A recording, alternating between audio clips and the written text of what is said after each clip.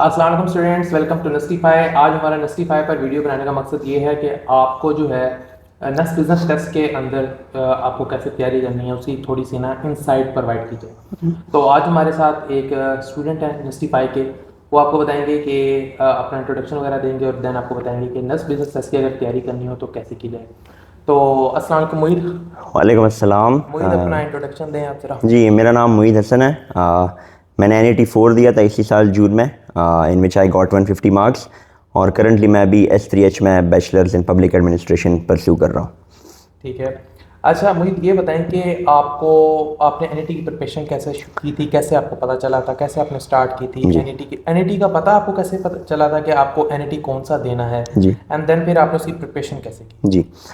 तो सबसे पहले तो मैंने जब चूँकि थोड़ा सा रिसर्च किया इसके ऊपर, मैंने देखा कि यार इसमें कौन कौन सी डिग्रीज़ नस्ट प्रोवाइड करती है। तो फिर मुझे पता चला कि जो मेरी एरिया ऑफ इंटरेस्ट है पब्लिक एडमिनिस्ट्रेशन, उसमें एडमिशन लेने के लिए मुझे NET बिज़नेस देना होगा। तो स्टार्ट में तो मैंने बहुत ही वेवर्डली प्रिपरेशन शुरू की थी। सिर्फ मैंने देख लिया था कि कौन कौन से सब्जेक्ट्स हैं और कितने MCQs हैं। तो मतलब मैं कोई एक किताब उठाता था, उससे कोई वोकेबलरी के 5-6 MCQs देख लिए या वोकेबलरी के वर्ड्स कर लिए, मैथ्स की कोई उठा देता, तो मुझे मतलब बिल्कुल I was out of my mind कि करना क्या है।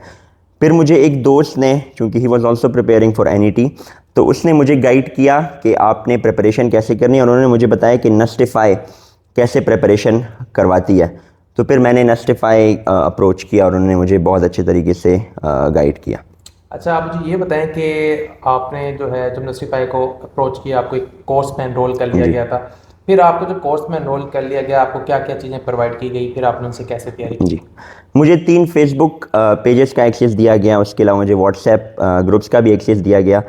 फेसबुक पेजेस में ये था कि मुझे मतलब मैथमेटिक्स, इंग्लिश और IQ तीनों का अपना एक एक्सेस दिया गया, जिसमें लेक्चर्स वो मुझे प्रोवाइड करते थे।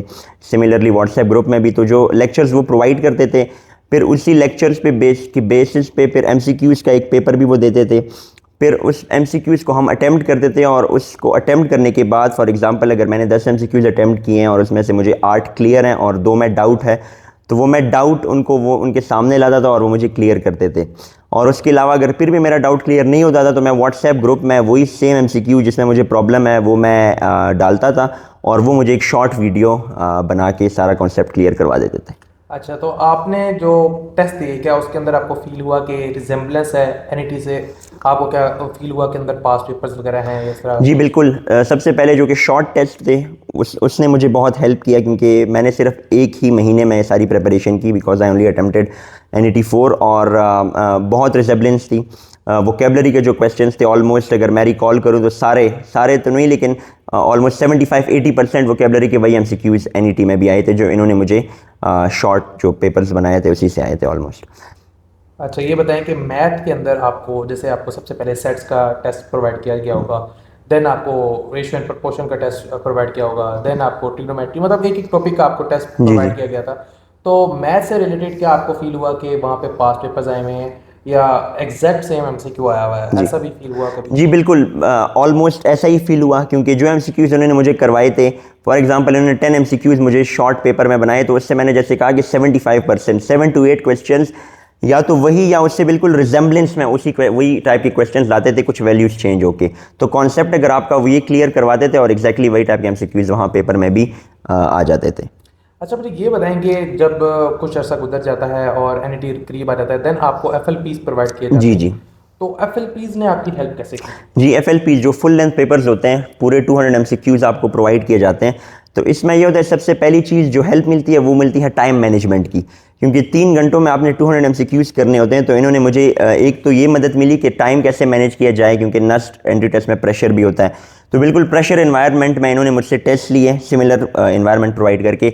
और दूसरी बात ये कि आपको FLP से ये भी आइडिया हो जाता है कि कौन से टॉपिक से कितने MCQs आएंगे। फॉर एग्जांपल ये पता चल जाता है कि ट्रिग्नोमेट्री के 80 में से 10-15 MCQs ट्रिग्नोमेट्री के आएंगे, इसी तरह सेट्स के आएंगे, तो उसी के अकॉर्डिंगली फिर आप उन टॉपिक्स को उतना टाइम दे सकें। सिमिलरली इंग्लिश में अगर 30-40 MCQs वोकेबलरी के आते हैं, तो आप वोकेबलरी को उतना टाइम दे सकें। IQ का भी सेम डिकोडिंग, अगर आप उतने MCQs आते हैं तो आप उनको अकॉर्डिंगली उतना टाइम दे सकें।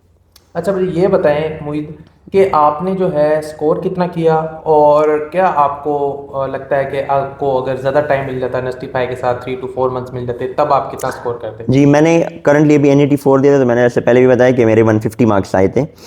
तो चूंकि मैंने सिर्फ एक ही महीने में इन्होंने मतलब मुझे इतना काबिल बना दिया कि मैं 150 मार्क्स ले सकूं। तो अगर मुझे 3-4 मंथ्स पहले पता चल जाता तो इंशाल्लाह मैं 170 ईजिली क्रॉस कर लेता, अगर मुझे पहले पता चल जाता। अच्छा इंप्रेसिव। अच्छा जिन स्टूडेंट्स ने अब नस बिजनेस टेस्ट की तैयारी करनी है 2025 के जी, अंदर, आप उनको क्या रिकमेंड करेंगे कि वो अपनी तैयारी कैसे करें? मैं ऑब्वियसली उनको नस्टिफाई रिकमेंड करूंगा, क्योंकि अब चूंकि NET 1 में भी टाइम बहुत कम रहता है, तो अगर आप NET 1 से अपना फुट होल्ड बना लें और आप NET 1 में ही इतना स्कोर कर लें कि आपका एडमिशन सिक्योर हो जाए, तो आपको फिर बाकी NETs देने की ज़रूरत ही नहीं। तो आप आई विल ऑब्वियसली रिकमेंड नस्टिफाई, क्योंकि जैसे मैंने पहले ही बताया कि इनके जो लेक्चर्स हैं वो बहुत ही ज़्यादा इंफॉर्मेटिव हैं और इम्पॉर्टेंट है एक स्टूडेंट के लिए कि वो लेक्चर्स ले, प्लस उसके अलावा जो पास पेपर्स या जो क्वेश्चंस बनाते हैं, एंड इन दी एंड बिल्कुल आखिर टाइम में आपको जो FLPs प्रोवाइड करते हैं। तो ये सारा एक कम्बिनेशन मिलके बहुत हेल्पफुल हो जाता है एक एप्लीकेंट के लिए नस्ट टेस्ट देने के लिए। चलिए मोहित हसन, बहुत बहुत शुक्रिया। जज़ाकल्लाह स्टूडेंट्स, आज की हमारी बस वीडियो यही होगी, इसी के ऊपर थी कि हम आपको बताना चाहते थे कि NET की प्रिपरेशन अगर आपने करनी हो तो आप कैसे कर सकते हैं इन 2025। और तब तक के लिए, अब तक के लिए हमें इजाज़त दें। जज़ाकल्लाह, अल्लाह हाफिज़।